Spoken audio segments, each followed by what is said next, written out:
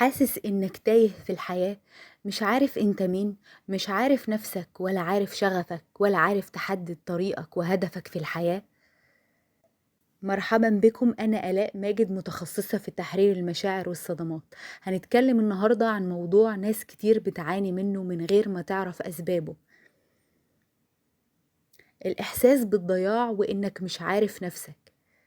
لما تحس إنك تايه أو تحس إنك مش عارف نفسك، مش عارف بتحب إيه ولا بتكره إيه، ولا عارف إيه شغفك ولا هدفك في الحياة، وبتحس إنك بتقلد الناس وبتمشي ورا آرائهم وتوقعاتهم، مش بتمشي ورا قلبك. خليني أقولك حاجة مهمة: ده مش فشل منك ولا دليل على ضعفك، ده دليل على إنك ما خدتش المساحة الكافية في طفولتك تكون فيها نفسك وتتعرف عليها. السبب النفسي العميق لبرمجة الطفولة: معظمنا اتربى في بيئة فيها حب مشروط، يعني لازم تكون مؤدب، متفوق، ما تزعلش، ما تعيطش، ما تعاندش، اسمع الكلام.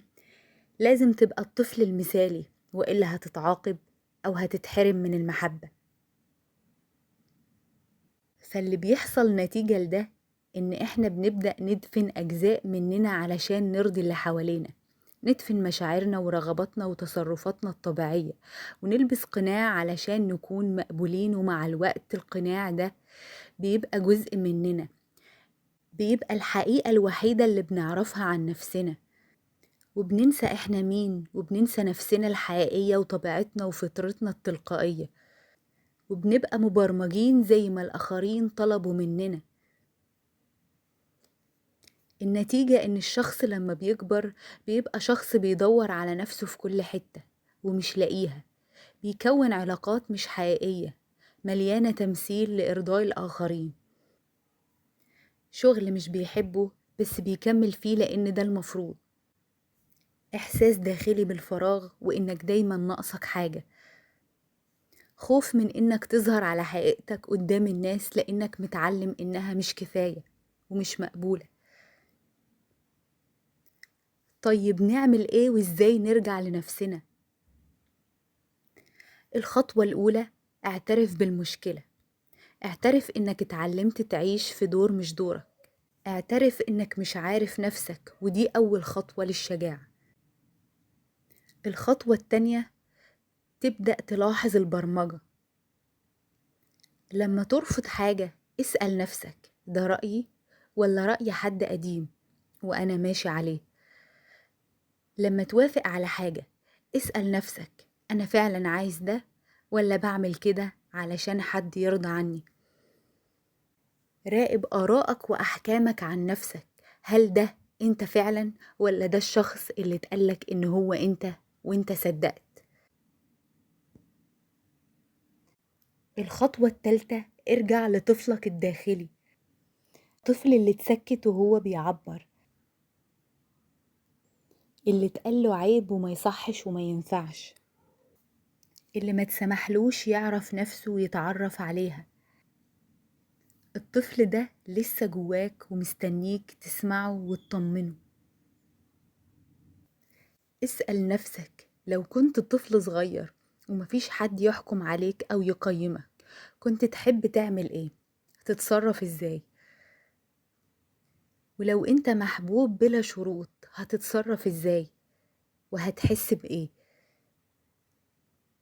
وايه هي اكتر حاجة بتحسسك بالراحة فعلا بدون ما تكون بتمثل او بتأدي دور مطلوب منك؟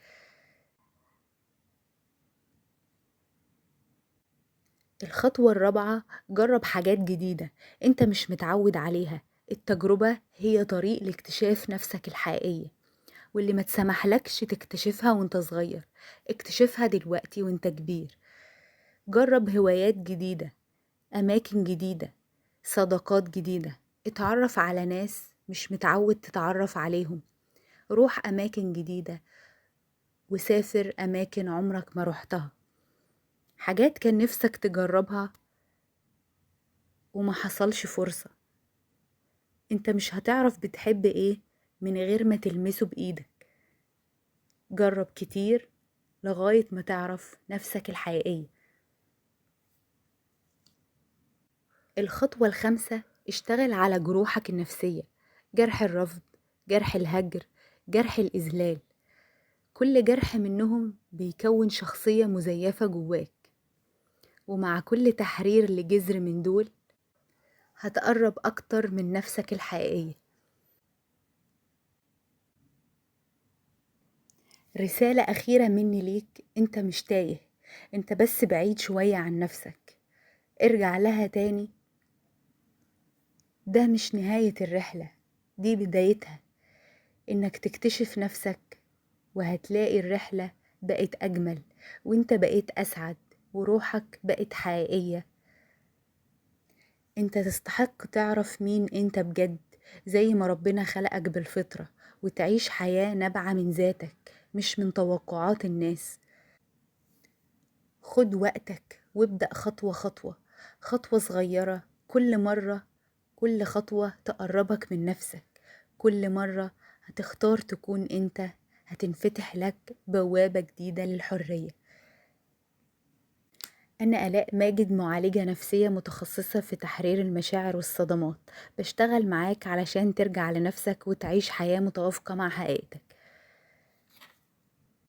لو عجبك الفيديو ما تنساش تعمل لايك واشتراك في القناة علشان يوصلك تمارين أكتر تساعدك في رحلتك للشفاء.